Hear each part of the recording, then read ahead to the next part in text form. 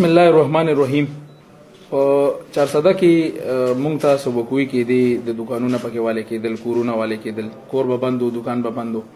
سار به مالک راغې، کور والا به چته واده لتلی یا راغه دکاندار به دکان بند کو، سار به راغه دکان به والے شو.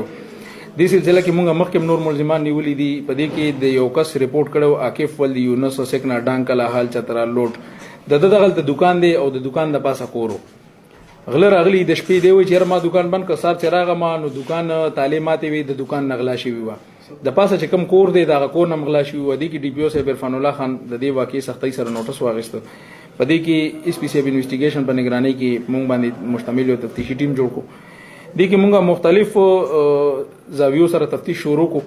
په دې کې مونږه الریډي یو ملزم نیولې دی، هغه نه دغه د ایسی چې کمې پیسې وي هغه دغه نه ریکور شوی دی. هغه په خپل انټروګیشن کې مونږ ته بل یو ملزم ځان سره په دې وقوع کې شریک خولو، ایاز ولد معراج سکنا پلاټو میرا رجړ. هغه په دې کیس کې دغه خلاف هغه اشتهاري شوی، مونږ پکې کاروایی دی او دغه گرفتار شو ایاز او دغه نه چې دغه د ایسی کمې 47000 روپۍ دی هغه دغه نه ریکور شوی دی. د کې نورم سم ملزمان پاتې دي، باغی باندې مونږ لګیا یو ان شاء الله هغه هم ډیر زر گرفتار شي او دا چې دې کې بقایا کوم ریکوري ده نو دا به ان شاء الله دا غي نه مونږ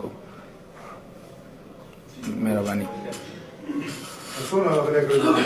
دا غلا خدای ټوټل مالیت تقریبا 3.5-4 लाख روپۍ جوړیږي او باغی کې 50,000 مخ کې ریکور دي، 47,000 دا شوي.